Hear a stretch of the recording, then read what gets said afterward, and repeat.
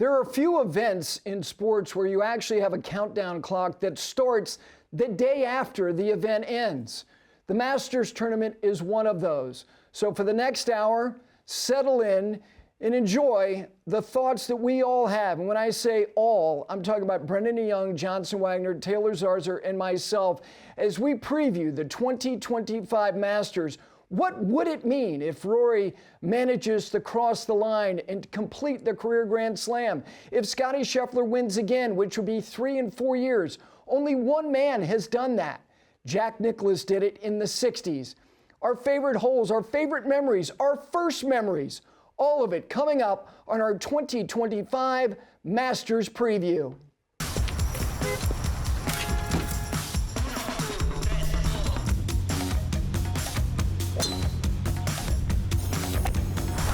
When your hands are consistent, your game can go anywhere. Align Max, our newest raised ridge technology, designed to keep you and your game locked in on every shot. Only from Golf Pride. Respect the grip. With that, welcome in.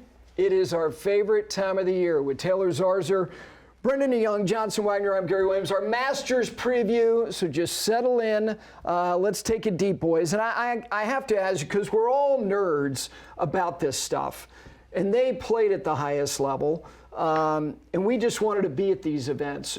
Your first Masters memory, is it distinctly clear in your mind? 86. 86. Yeah, it was 8. Nice jumping off point. It's I know for a lot of people that's the case, but it was for me. Yeah, I vividly remember watching it with my dad, where we grew up in Mobile, Alabama, and it turned me on to golf. It's done that for a lot of people, and it did for me. It captivated so many people with the greatest major champion ever, some would say the greatest player ever, and his charge that Sunday was just magical. It's a lot of people's favorite Masters. It was my first memory. Okay, I was in the TV room at the Sigma Chi House at Vanderbilt for every moment on USA Network and then to CBS. That room smelled like Schaefer beer, Crystal burgers, and vomit. Didn't matter. We watched every single waking moment. Your first memory, we'll get to your favorite. You've already said first and probably favorite. What was your first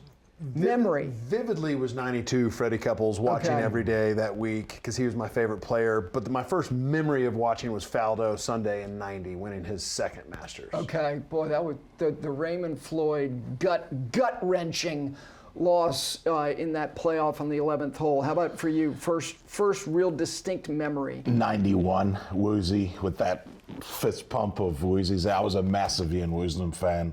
I remembered watching him and Faldo as a pairing at the Ryder Cup in 89, and then watching him win in 91 was cool. Is that because you guys are the same height? I knew that was coming.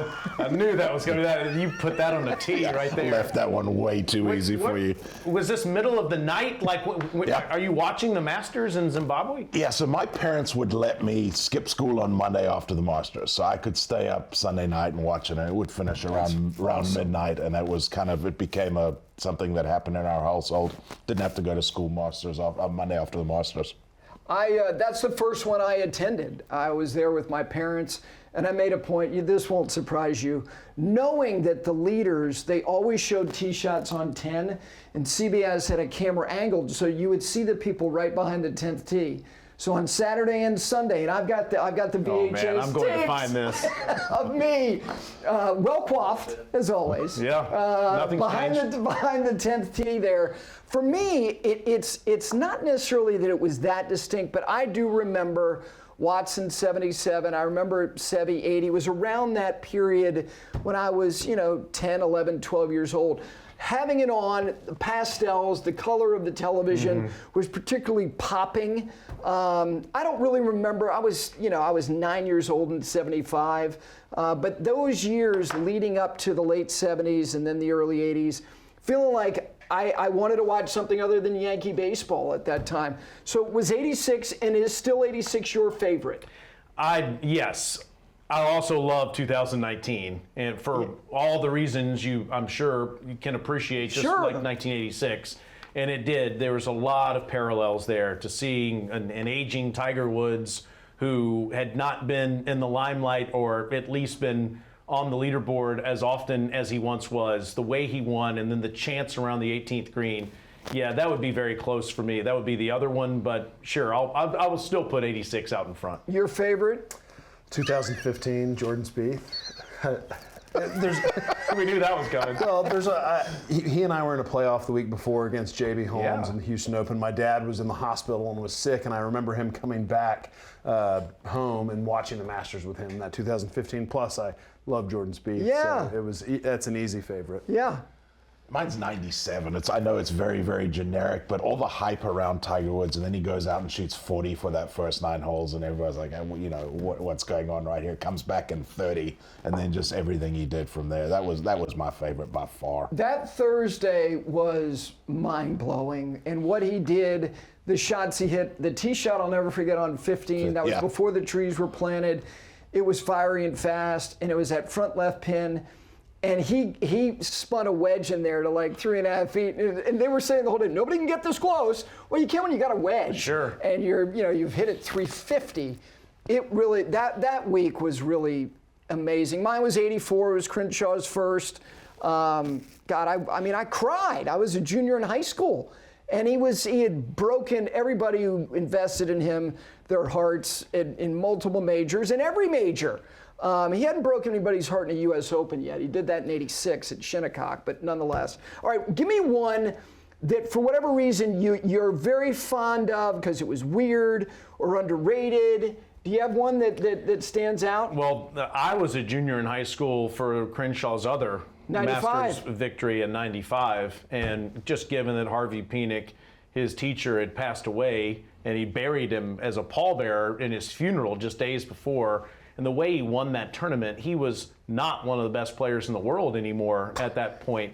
And, you know, for anybody that has ever been there or been fortunate enough to play there, and certainly these guys both playing in the Masters can speak to that, to this, the fact that he was taking dead aim, the fact that he was aiming at all those flag sticks as often as he actually did is crazy to me, because you just can't do that on every hole out there. No, obviously I love that one too. What you got one, a weird one, or a one that just for whatever reason you fond of it? 2008 was my first Masters. I won the week before, got in late Sunday night, played a practice round with Brant Snedeker early on Monday morning, made the cut. Brant's near the lead, playing with Trevor Immelman in the final group, and Katie and I go back, pack up our RV, and Brant's right there, and I'm like, we're here. If he wins, we're going to be there. So we went back over to the clubhouse, had a couple of azaleas, and it was sad, kind of gut-wrenching the way he lost. But that one to me will always be a special one. His presser, where he let it all out. It all came out. I thought was one of the most endearing things I've seen from a player who just, it's his first time in this moment, and it just all rushed out of him. I thought it was great, though. I thought it was so humanizing. How about you? A weird one for me was the Danny Willett one. That was one that was, Spieth standing there just rifling balls into the water on 12. Then Westwood making a run, and you had no idea who was going to win that tournament. And then turns out the most unlikely guy ends up winning there in Danny Willett. That was kind of a weird one to me. It was. Jordan was. He was just such on a razor's edge the whole week, and then the implosion. He was on the verge of doing something that only a few guys had done, the back-to-back thing, and then the 12th hole. He's won a major since then.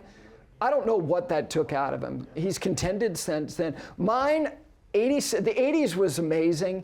87, think about this, guys. These names I'm going to rip off. This was the first page of the leaderboard going into the weekend in 87.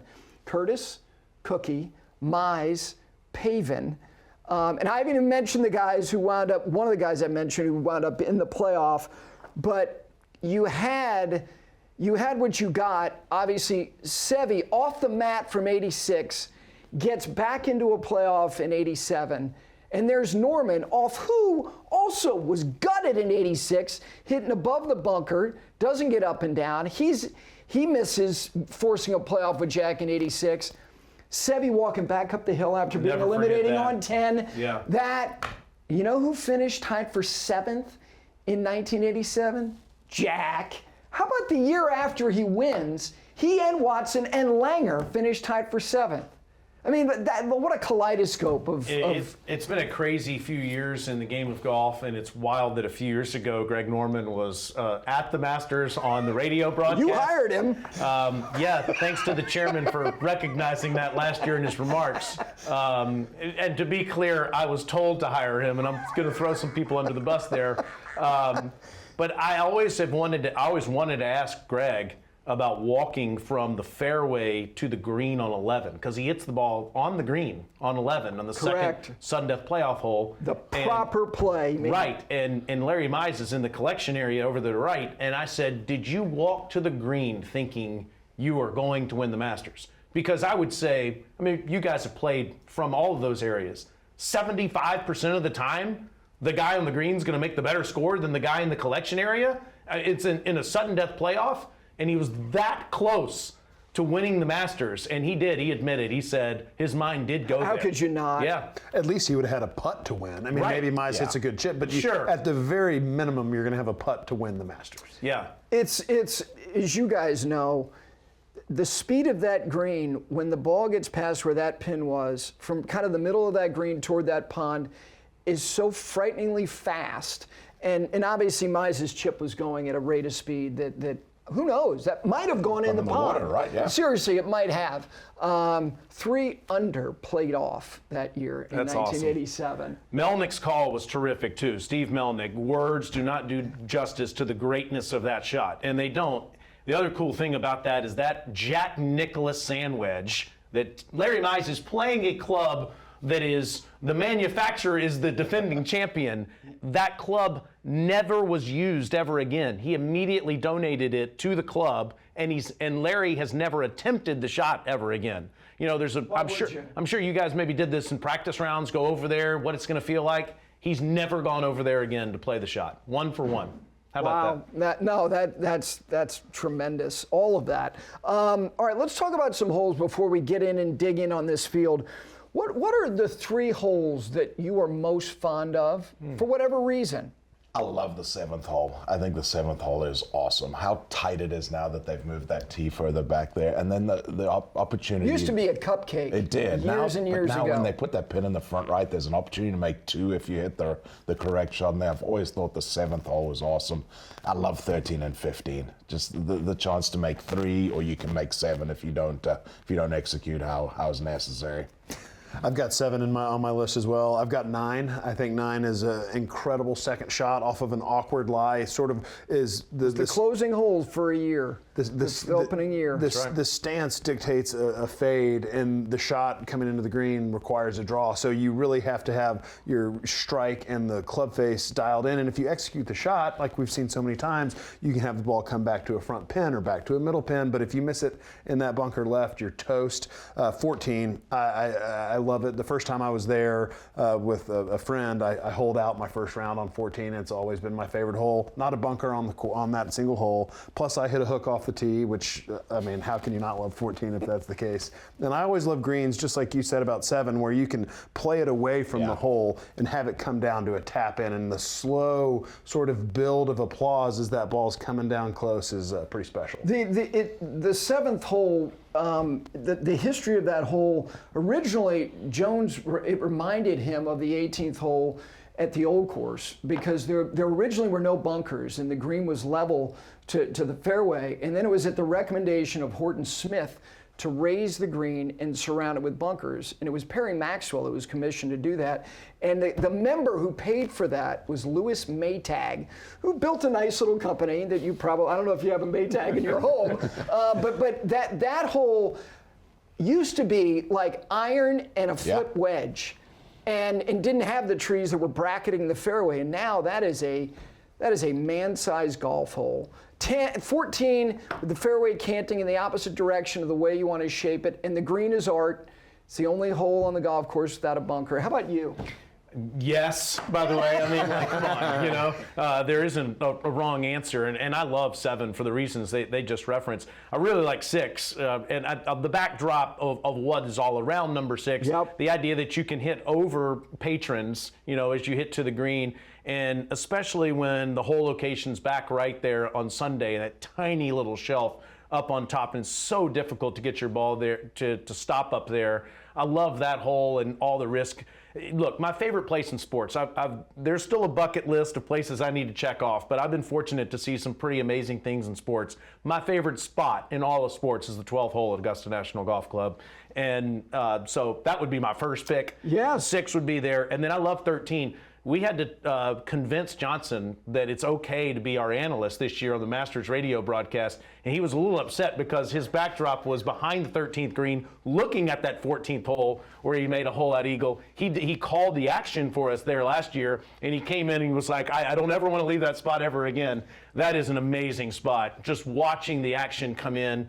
And I think if you're fortunate enough to go there this year, you'll notice there aren't as many trees that are blocking your view as there have been in the past, unfortunately, due to that storm, Hurricane Helene, going through the area in the last few months. But I guess those would be the 3 I would pick. Yeah, I mean, we have such affection for all of them. I'll mention at least one that hasn't been.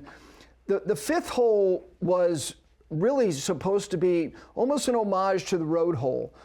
Did not have a bunker up there, greenside. But as you know, it has that false front that is so dramatic that if you don't get it deep enough, it's going to retreat all the way back down to the front of the green and off the green. The story of the bunkers, the big bunkers on the left-hand side, were not there originally. That fairway was extremely difficult to construct.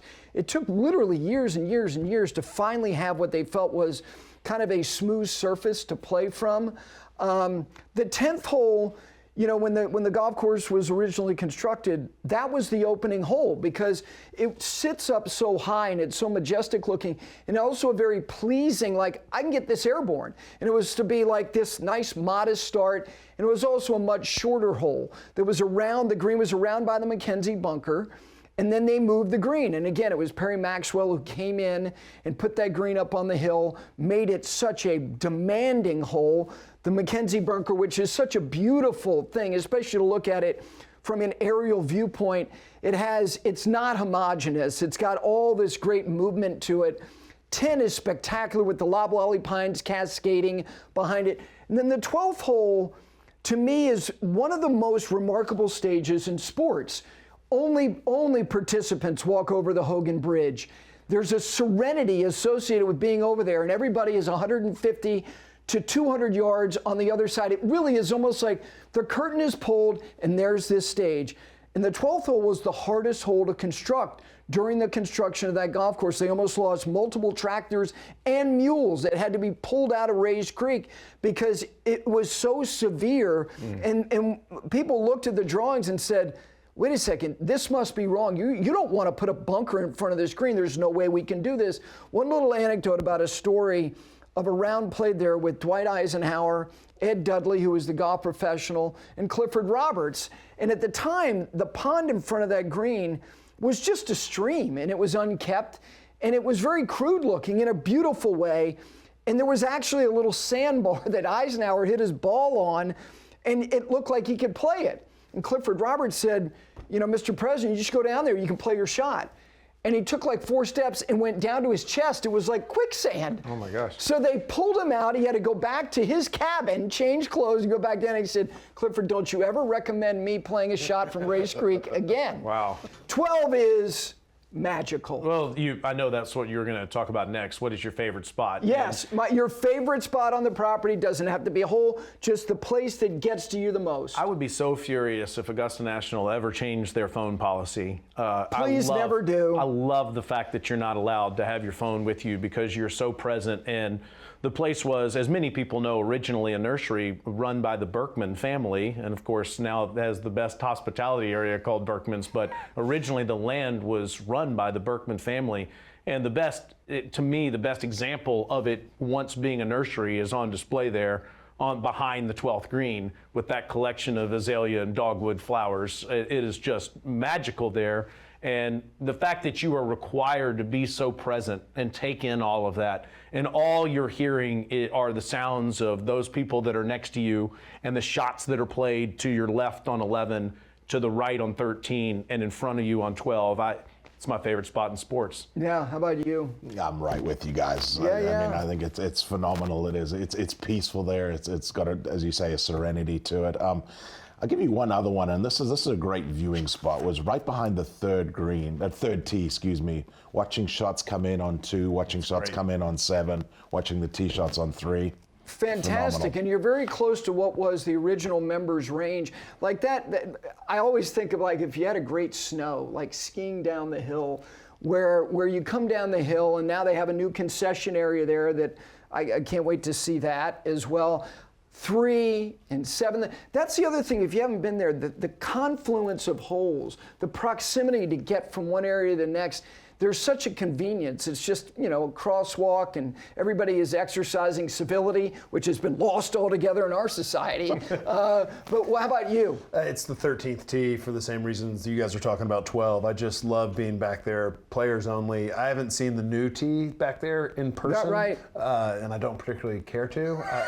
If I go back to play, it'll be from the forward member tee. I just love that tee shot, the right to left movement, the precision required to leave yourself in a spot to go for that green. I think 13T is spectacular. 13 for me, and it's a different point on the hole. It's literally beyond the turning point. It's up in an area where, and this is an anecdote from '84, Ben Crenshaw was pondering going for it in 2, and he thought about Billy Joe Patton, and he thought he saw him. He literally saw a ray of sunlight that struck a man, and he thought, I think that's Billy Joe Patton, and he remembered that he put it in Rays Creek, and he wound up laying up on the hole. There's something about being there that obviously you're right next to 14T, but it's such an open area, and you see the front of 13, you see looking back, and here's the other part, is that you see the Nelson Bridge, and you also see the Hogan Bridge. So you see the framing of the 13th tee, the 12th green, and these 2 bridges that bracket the tee and the hole that precedes it. And you look at this, and to me, the 13th hole is the greatest half-bar design construction in the history of golf. There's just something amazing about it. And I don't know if it's as much of a half-par now as it used to be. What do you think? We're 2 years into this. This will be year 3 with the aforementioned new tee. What do you think so far? It's a touch. It certainly feels like it's a touch harder. 15 feels like it's even more than a touch harder. Yeah. And we'll get to that. But yeah, I think it's playing more challenging. Johnson, you saw every shot come in there last year. Yeah, and I thought it was the wind direction that we had last year, with the exception of one day. There was only a handful of guys going for that green, which is a shame. That green's designed to test you, and when players are that far back and the decision's made, like, you're not going to go if you have a caddy that has any sort of brains, he's not going to let you take a crack at that green with a 3-wood. And so I think you see more people playing that layup, but the layup presents such an interesting choice Absolutely. depending on the flag. But it would be nice if we could see a wind direction that would allow players to get it out there, because there was just, Scotty Scheffler Saturday made eagle, and it was the highlight of the week for me, sitting on that hole. It just didn't get any of that buzz on Sunday. I think there was only 5 guys that physically kept it on that green Sunday. What is the distance that you feel like there's jeopardy, that there's something very nervy about the distance of, when Bubba Watson takes it over the trees and he's got a wedge in his hand, it's an amazing tee shot, but the tension is lost. Where does tension come in with a hanging lie? Is it from 185? Is it from 195? What is like the ideal distance to play that shot where you feel there's jeopardy really in play? I think right around 200 yards, because it's, as you say, it's going to be from a hanging lie. You're going to have to sort of start it out over Rays Creek and bring it back. And I think anything around that 200-yard mark it's still a very, very trying shot. Even if you've got a guy like Rory that could potentially be hitting a 7-iron, or a Ludwig that are, I would say it's not so much number as it is like iron. I would think 5-iron and up, and I'm with you on 200 because that's a 4 or 5-iron for me. Or but 3. Well, if it's into the wind, maybe. But I think it's more the club you have in. Like, I would think you would feel uncomfortable with anything 5-iron and up. And to speak more to what Brendon just said, hanging lie, like balls above your feet, right? More so than, I think 15 at Quail, if you're back on the side of the ridge, has a little bit of a hanging lie from 250 out, but there is nothing that can prepare you for that sort of stance. It's almost like hanging and downslope in certain spots, so it's really hard to get the trajectory. And Brant told me our first practice round that he's like, the ball doesn't curve as much off of this lie as you think it will. And so in the practice round, I hung it, left it in the water, and then from then on knew that I could take it inside the creek line if I had a hybrid or something in my hand. The other part is to what you were saying about you can't curve it as much as you think you can. And the genius of the diagonal of that tributary that makes you, the suspense when the ball's in the air, if you feel like it's too far right because you know you have more to cover on that diagonal, makes that shot, to me, it should feel like the most important shot, I think, of the tournament for players coming down the stretch. Knowing, yes, you still have 15 to play. I hope we get that. Like, the first year was kind of a lost year because the weather was, it just didn't permit it to be what it's intended to be. Well, and like Johnson said, we had such high winds last year there too. So, yeah, I hope we get a normal weather pattern this year so we can see exactly what we're dealing with now with that increased distance. All right, let's start talking about players. And let me ask you a more abstract question about somebody in this field, and maybe it's this year. Who are you most certain, the most conviction that at some point in their career, they're going to win this tournament?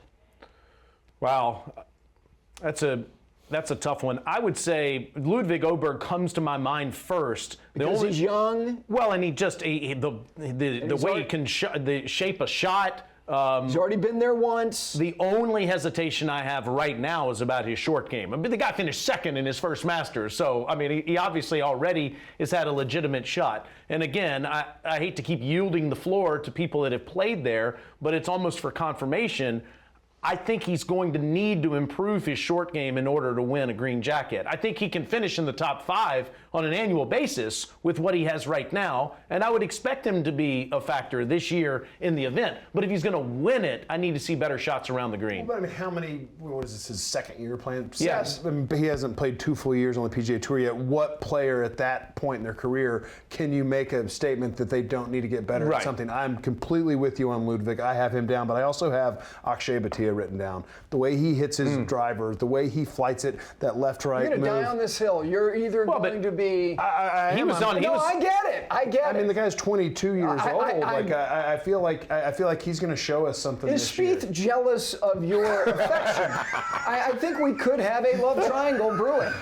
Akshay and Johnson could have lost some money to us once at Quail Hollow if it weren't for some Akshay theatrics, which I know Johnson is very out on 16. I know he's very thankful for, but I'll defend him on that because of all the lefties that have won there. I mean, you think of Weir, Mickelson 3 times, Bubba twice, how high Akshay hits the golf ball.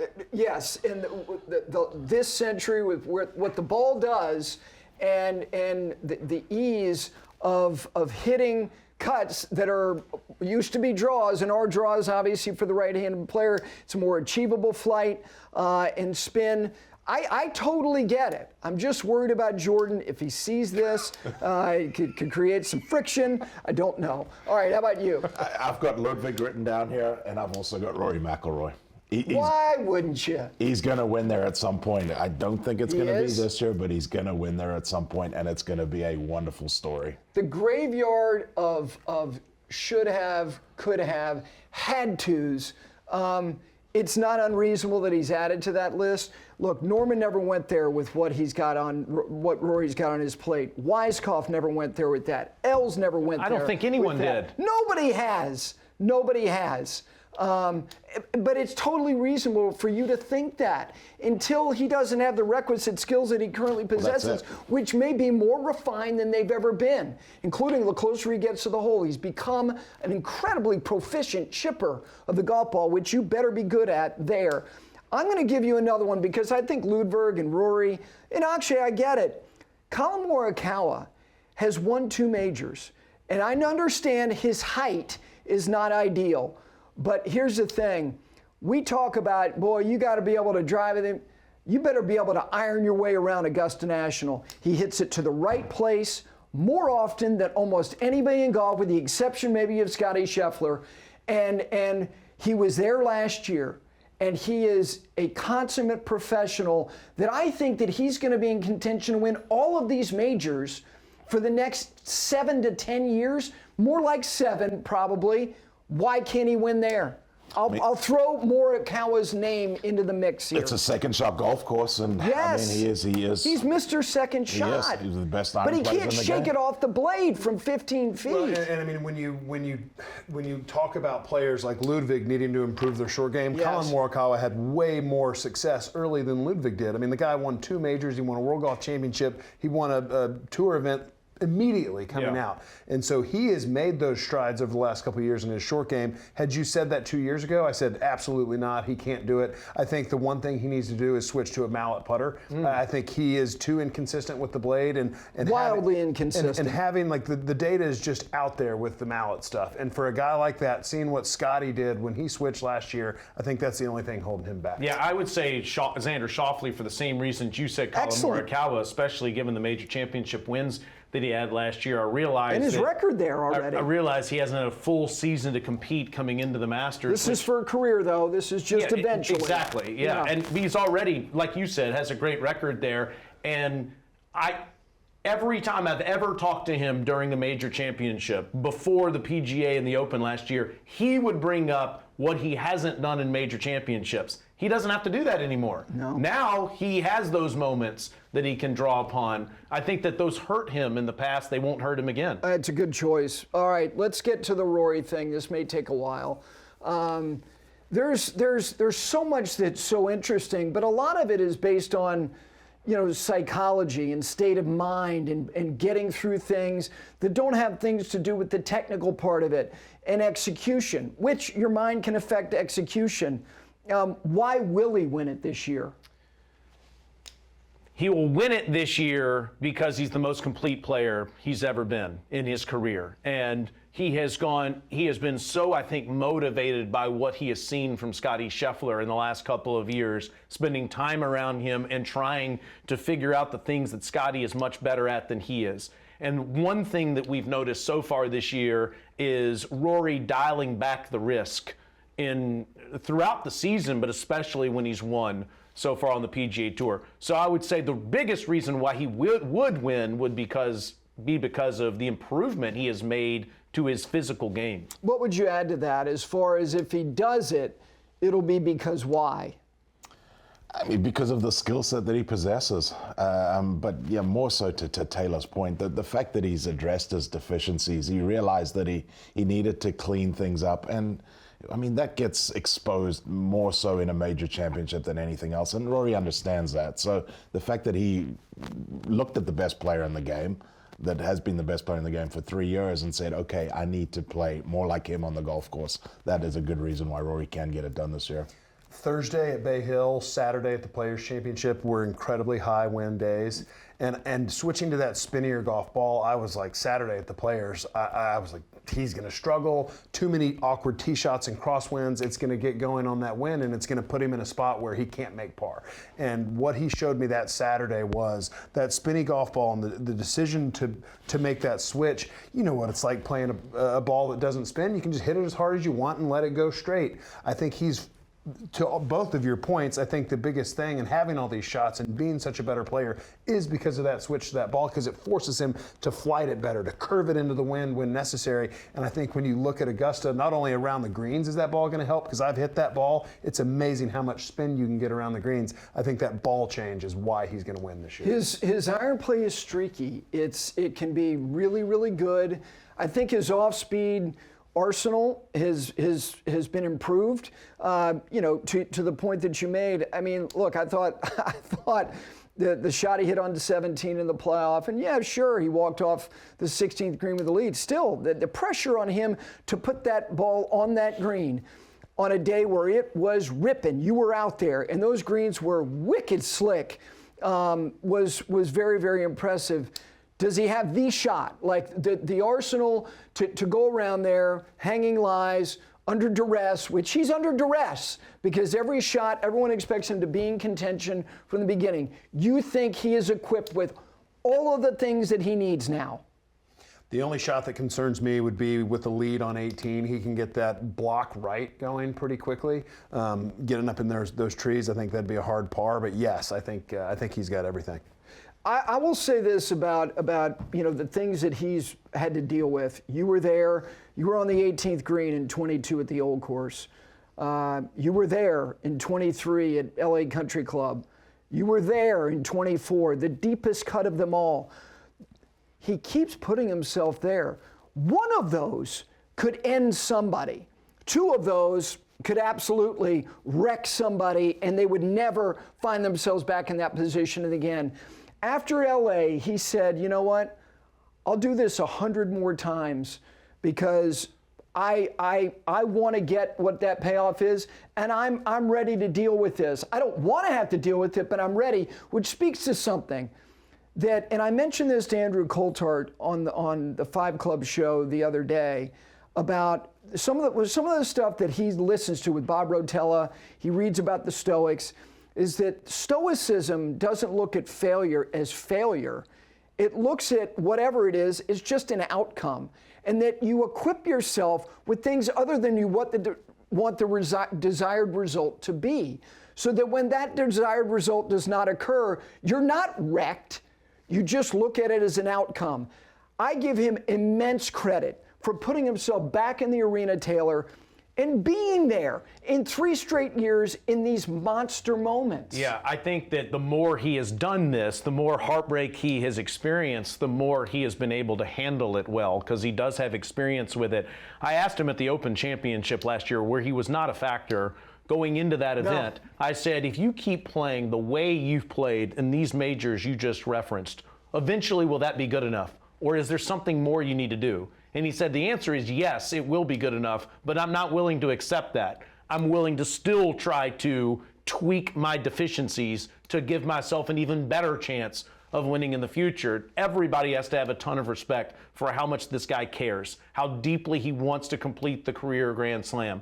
I would argue as more money has come into the game, we have seen a number of players not be as motivated by winning as much as the generation before them wanted to win. Not Rory McIlroy. Rory McIlroy is measuring himself by his own legacy. And the fact that he wants to win the Masters so deeply is something we have to all have respect for.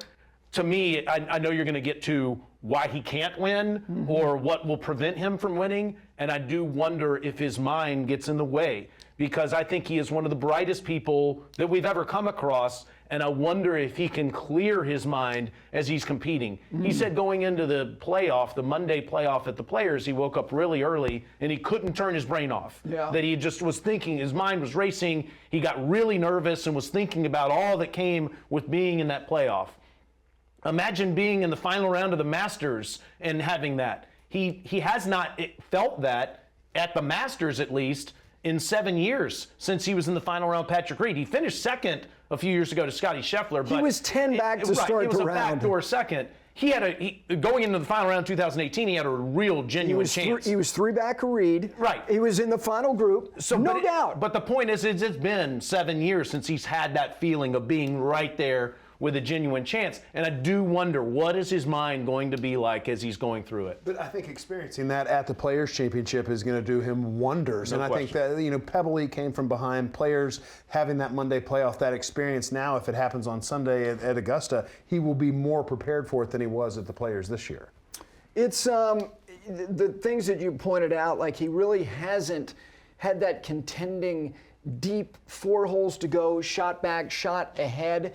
Even in 2011, because of the implosion that started on the 10th hole, he was out of it by the time he got to the last 4 holes. I will mention one other year, and this year will always confound me. The year after, 2012, he started the weekend as shot back, and he was paired with Sergio, and here they've got this chummy, relationship, and they both went out and imploded, and then they both kind of made putts on the 12th hole, and they gave each other, you'll remember this, they gave each other like this kind of sarcastic hug, like, hey, look at that. And he shot 77 that day, and it was a forgotten weekend. And he's improved himself every year, and his results have been very, very good. If he doesn't win it, will it be because his putter lets him down late? He doesn't hit shots at the right weight and into the right quadrant of the green. Well, what will be the reason if it doesn't happen?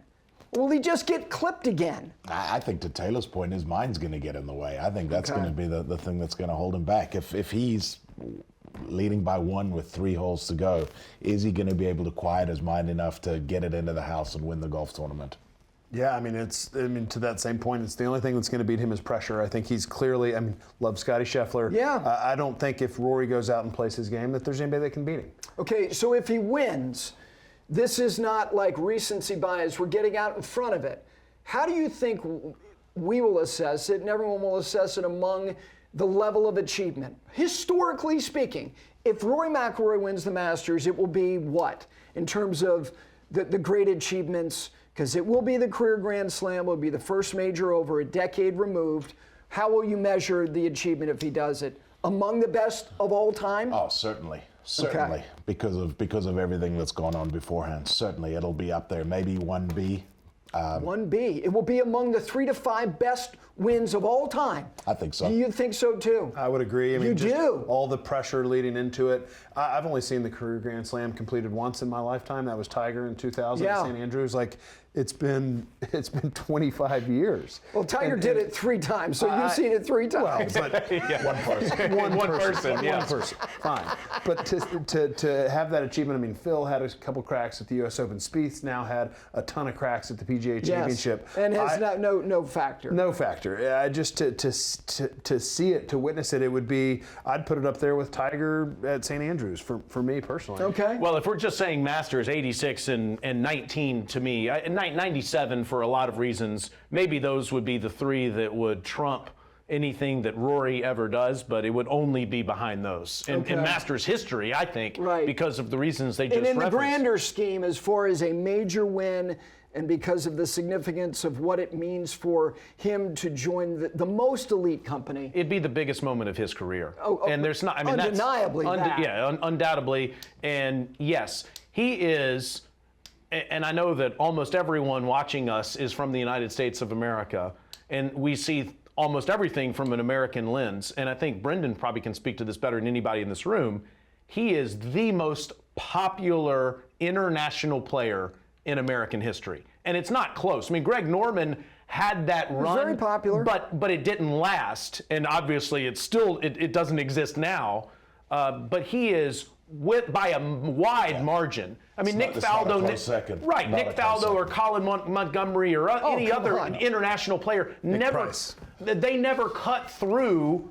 They never cut through in the United States of America the way he has. And given how beloved he is all over the world, especially here, just think of the Tiger chance we had behind the 18th green in 2019. Can you imagine the Rory chance if he wins this thing? Yeah, no, it'll be among, I think, top 5, I think, accomplishments.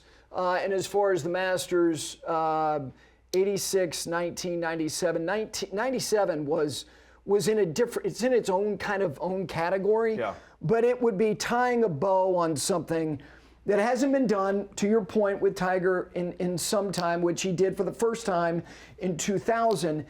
And again, the length of time between any major and realistically completing the career Grand Slam at the Masters, which Sarazen retroactively was given decades after he won whatever people didn't know what it was at the time in 1935. All right, we got to wrap through a number of things. Scheffler, if he does it, only Jack has won 3 in 4 years. 63, 65, 66. If he wins it, that's a pretty nice little tall top to pull up a chair at. If he does it, how do you measure that accomplishment? Oh, that's huge. If you and Jack Nicklaus, the only 2 people sitting at a 2-top table, that's pretty damn special right there. 3 in 4 years would be something very, very like Tiger had amazing. 3 and 5, and Arnold had 3 and 6. Yeah.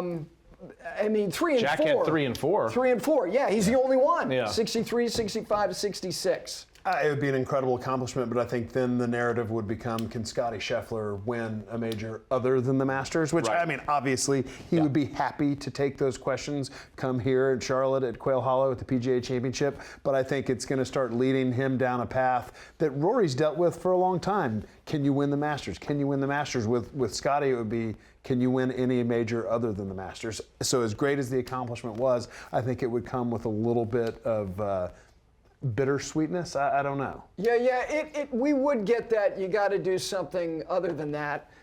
To Johnson's point, if Rory McIlroy, if Rory wins the Masters, there's no more questions to ask. If Scotty wins another Masters, there is, okay, this is incredible. You're the best thing since Tiger Woods and Jack Nicklaus, but go do it in some other, there are other questions to ask. Go do it in another major championship. Totally fair. Yeah. He has a record in all 3 other majors, some, closer than others. We have no idea what Valhalla would have been had he not been arrested, which will always be funny and preposterous to say because it was true. All right. Give me 5 names. If these 5 names do not produce a winner, you will have to be a toll booth collector in Sheboygan for the rest of your life. So you have to pick a winner. Otherwise, you will be eating brats and cheese curd for the rest of your life and doing overnights in a toll booth in the middle of Wisconsin. That sounds terrible. That's why you better be right, damn it. 5 names. All right, Scotty Scheffler. Okay. Rory McIlroy. Yep. Ludwig Oberg. Colin Morikawa. Yes. Bryson DeChambeau. Okay. Who's your 5? I've got Scheffler, Rory, Colin, like him. I've got John Rahm, and I've got Akshay Bhatia. Wow, the Bhatia love is really flowing. How about your 5? Well, I've got the only person I don't have on that list is Bryson, actually, of those 5. I need to see him. In last year, he played much better at Augusta National, but I don't know, maybe just because I don't get to see him in, I guess, 4-day golf tournaments as often and haven't seen it for, I guess, since the middle of last summer. I always get a little more concerned about the Masters than I do the other majors with Bryson. I know you're going to say that you've got to stop with this, and it's starting to turn into a Spieth, Johnson, Wagner type thing. But yeah, Russell Henley is my guy. Russell Henley. I mean, he's having the year of his life, and he's such a consistent player. The guy's ball striking is just exquisite right now. It is. I had a guy who grew up with him, caddy for me, very recently. And you're going to tell him there's a restraining No, I order? already told him. He said, "What is going on with?" Listen, I'm good friends with him, but this Taylor thing is getting out of control. Who's on your list? I'm gonna substitute. I've got Rory, Scheffler, Morikawa, Ludwig. For whatever reason, Shane Lowry hangs around majors, and he hung around at Oakmont. He obviously has won the Open Championship. He's got a 3rd at the Masters in 2022. I'm just going to put him in there because I'm going to lean on the other 4.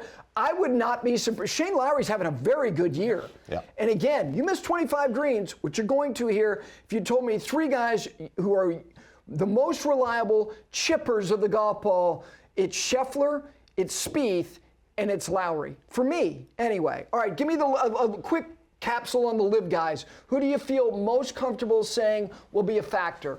A couple guys. Tyrrell Hatton, Joaquin Niemann. Okay. I think both those That's guys. safe. Yep. Tyrrell Hatton, weirdly, his major record is too modest for the profile he is as a player. Not as modest as Niemann's, though. No, it's not. It's not. He's also older. He has more starts than Niemann does in majors.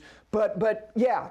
Fair. I mean, Niemann's best finish in a major is T16 at Augusta a couple years ago. Yep. So I'm not putting him on my list. I'm putting John Rahm on my list. I think he's got something to prove this year. Continues to play well on LIV. I would say Bryson, but he's been terrible starting the year out on LIV. I'm going to go with Sergio. Sergio picked up a win. He's 3rd on the LIV points list. I'm going to go Sergio, and I'm going to go Rahm. I'm flying the Spanish flag. I love the Tyrrell Hatton pick. Sergio was my other guy, and Sergio's played really good golf so far this year. He just missed a 3-footer a couple weeks ago in Asia to get into the Open Championship. Almost had a chance to qualify there. He has played really well on LIV, and obviously has a great record at Augusta. Yeah, Tyrrell Hatton, 6 top 10s and 38 major starts. His best result was at the Open in 2016, and that was a while ago. He just seems like he would be, and again, patience, irritability, it gets tested to a degree that it doesn't maybe on a week in and week out, and he gets irritable even when he makes putts because they didn't go in the middle. Didn't he talk about how little he liked this golf course a couple years ago? That's the other part of it. Of course he did. But guess you know who else did for years? Sergio. Yeah. Had one of the most love-hate, little bit of love relationships there is. I think Rahm may have something. He's a year removed. You were sitting in there. He was wildly defensive coming back last year. At being the defending champion, he seemed uncomfortable. It continued at the U.S. Open. He didn't even play in the U.S. Open because of the odd foot ailment. I think Rahm is going to be spoken of this year. And I think Bryson, I think he's starting to figure it out. He's left behind the idea that it's a par 67. It would be him. Give me somebody you got a feeling about, good or bad. Somebody that you just think, he may have a really good week, or he's not gonna play the weekend. Anybody? Russell Henley. Not a good week. No, I think he is going to have a good week. I really do. Okay. Yeah.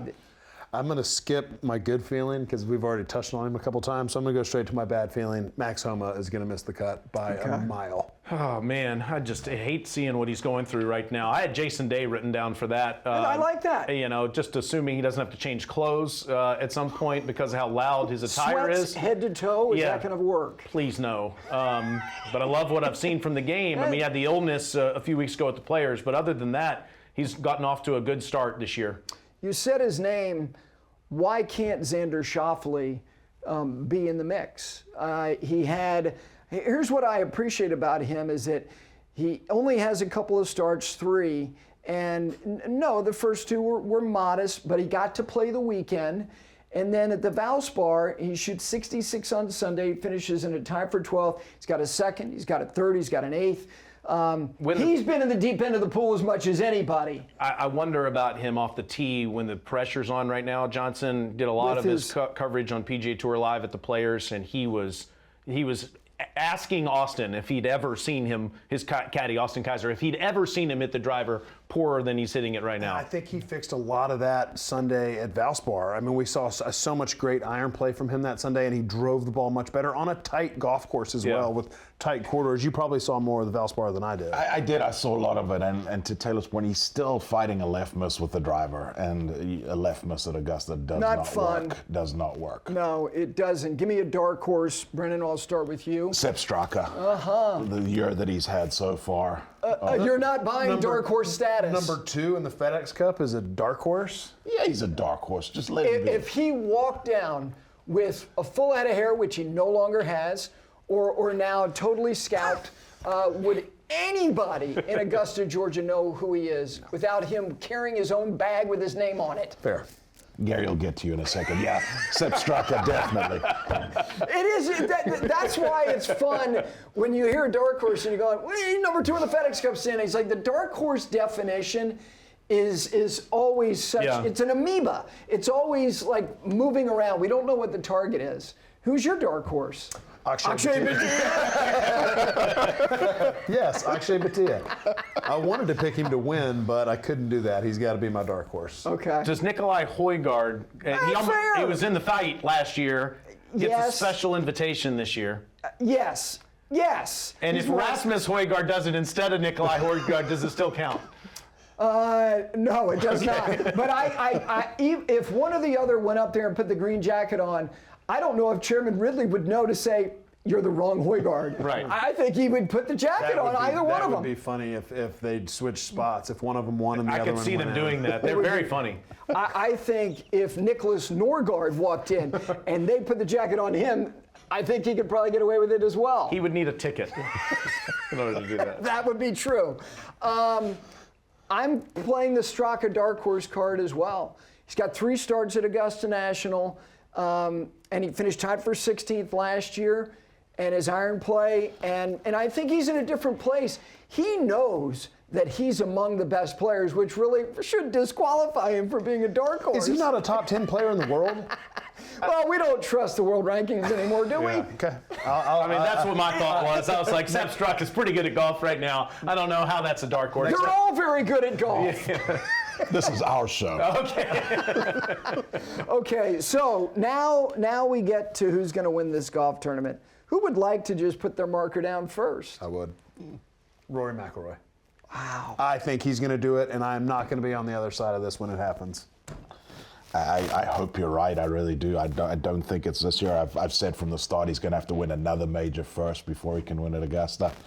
I think Jon Rahm, for a lot of the reasons you said. I think Jon Rahm he's in a good place. He wasn't last year. I think Jon Rahm. Wow, to get his third major.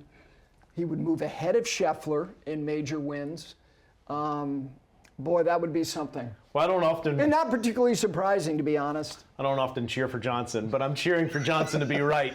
I have picked him a lot of times, and I have been wrong.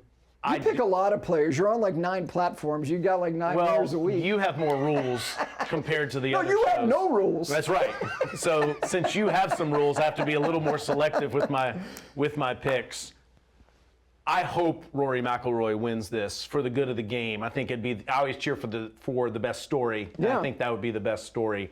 I'm picking Scotty Scheffler to win the Masters. So am I. I think that, for the obvious reasons. Well, what we just saw in Houston, I needed to see that. I need to see him in contention and see him gain on it. I do think he has better feelings at Augusta National than any of the courses he has been so successful on the last few years. And I would be surprised if he's not a factor.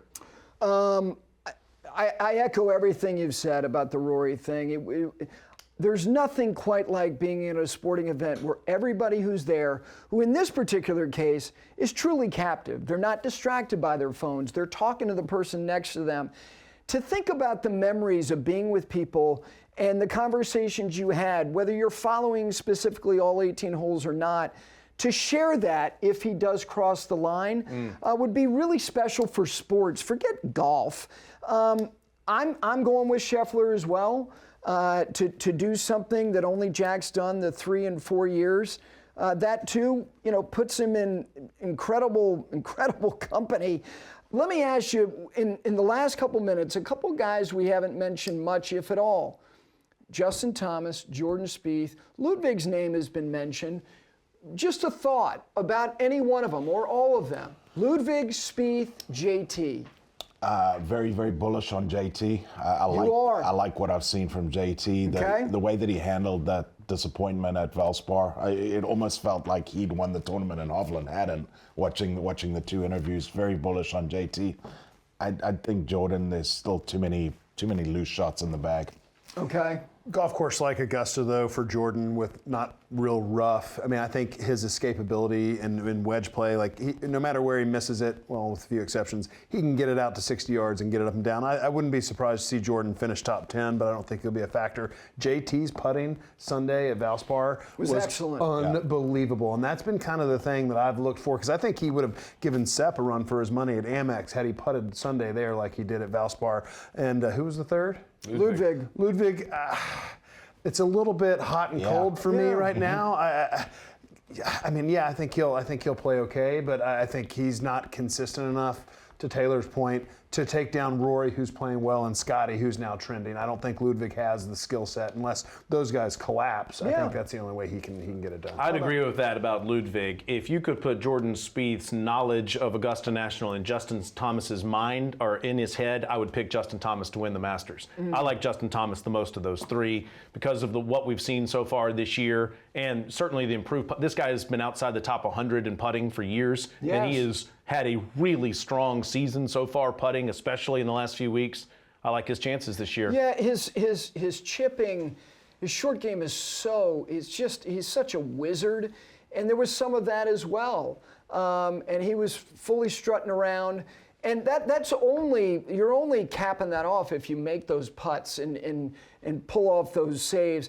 The thing about Spieth is that he does have some Crenshaw in him. And if you look at Ben's career there, when Ben went there, it was like he was dipped in magic waters. And there was the whole decade of the 80s where Crenshaw was really in the mix. He was second in 83, won in 84, was in the final groups in 87, 88, and 89, shots out of the playoffs. I wouldn't be surprised if he top 10s, like you said, but there's an unreliability like hole to hole right now that is just, it's a high wire act to a level that is almost like nauseating. Well, and there's an unreliability to Rory McIlroy at the Masters day to day. Fair. And that's the only reason why I'm not picking him. I need to see him on Thursday get off to a good start. I don't need to see him go shoot 64. I need to see him shoot 67 or 68 and just have a solid Rory McIlroy round of golf. He has said how hard it is for him to play, his words, not mine, boring golf.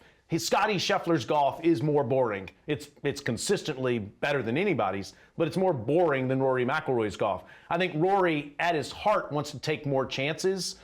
Justin Thomas, to your point that you're just talking about, is kind of wired similarly.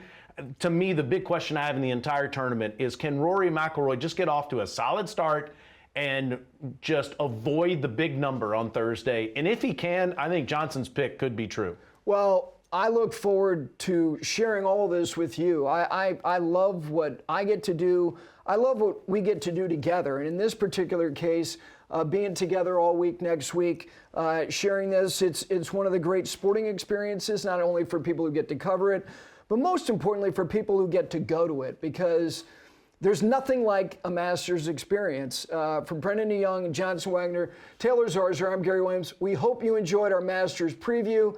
And most importantly, we hope you enjoy the 2025 Masters Tournament.